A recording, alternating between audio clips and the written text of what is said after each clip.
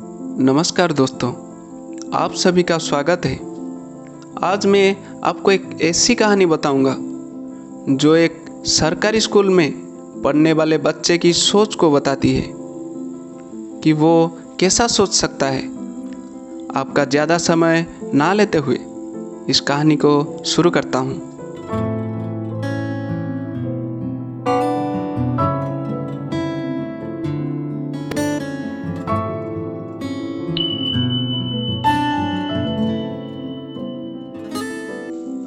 एक बच्चा सरकारी स्कूल में पढ़ता था।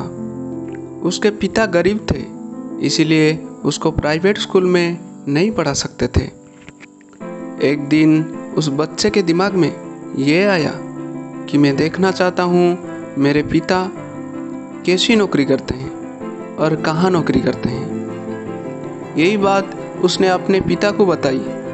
उसके पिता ने उसको जवाब दिया कि ठीक है, तुम कल मेरे साथ चल सकते हो। अगले दिन सुबह बच्चा अपने पिता के साथ चला गया। जैसे ही वहाँ पहुँचा तो कुछ देर बाद उसने देखा कि उसके पिता बड़ी बड़ी आलीशान गाड़ियों की सफाई करते हैं। यानी कि उसके पिता का काम महंगी महंगी गाड़ियों को साफ करना है। तो उसके दिमाग में एक सपने का जन्म हुआ। एक दिन मैं भी अपने पिताजी को बड़ी बड़ी गाड़ियों में बैठाना चाहता हूँ। मैं नहीं चाहता कि ये ज़िंदगी भर इन गाड़ियों की सफाई करते रहें। कुछ टाइम बीत गया। अब वो बच्चे सरकारी स्कूल में पढ़ता था। एक दिन उनकी मैडम अपने सपनों के बारे में निबंध लिखने को कहा।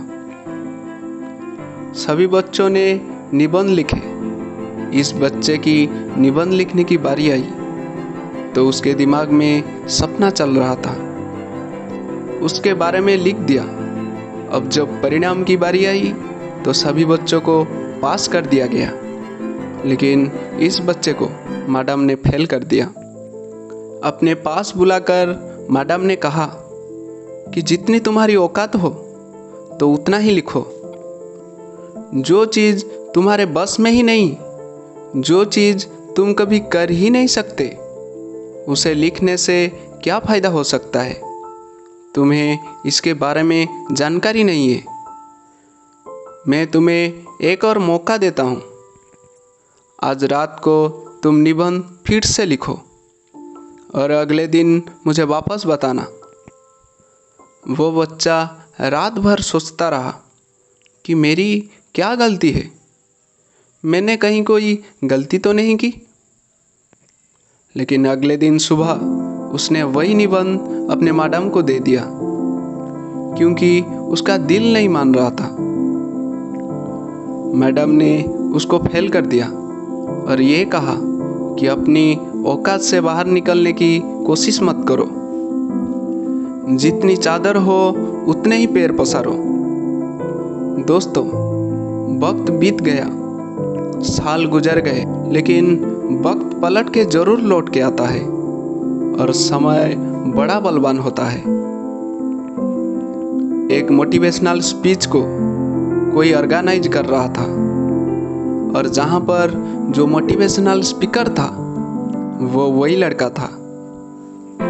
वो अपनी दास्तान सुना रहा था कि किस प्रकार एक सरकारी स्कूल में एक मैडम ने मुझे बड़े सपने देखने के लिए रोका और आज मैं ये कर पाया। जो आप सोच सकते वो आप कर सकते हो। वहाँ ये मैडम बैठी हुई थी। उनकी उम्र ढल चुकी थी। वो अपनी मैडम के पास जाता है और उनके चरण स्पर्श कर ये बोलता है कि मैडम, आपने मुझे ये कहा था कि जितनी औकात हो उतना ही सोचो। मैडम, मैं आपको बताना चाहता हूँ कि आप गलत थी और मैं सही था। मेरा सोच हमेशा बड़ा था। आप सोच सकते हो कि मैडम ने क्या जवाब दिया। मैडम के पास जवाब देने लायक कुछ था ही नहीं, लेकिन मैडम की सोच कुएं के मेंढक की जैसी थी, जिसको आसमान भी उतना ही दिखता है जितना कुएं के भीतर से नजर आता है। तो कुएं के मेंढक जैसी सोच ना रखिए, समुद्र की मछली जैसी सोच हमें रखनी चाहिए। कुल मिलाकर इस कहानी का मर्म यही है कि बड़ा सोचना चाहिए। जो हम सोच सकते हैं वो हम कर सकते हैं। नाकामयाबी का रोना वही लोग रोते हैं जिनको अपने सपने पर भरोसा नहीं होता है, जिनको अपने खुद के ऊपर भरोसा नहीं होता है।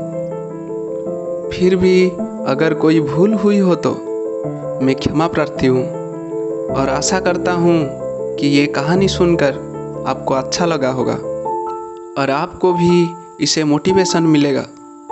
आगे भी आपको कई मोटिवेशनल कहानियाँ मिलती रहेगी। इस कहानी को सुनने के लिए और आपका कीमती समय देने के लिए दिल से आपका शुक्रिया।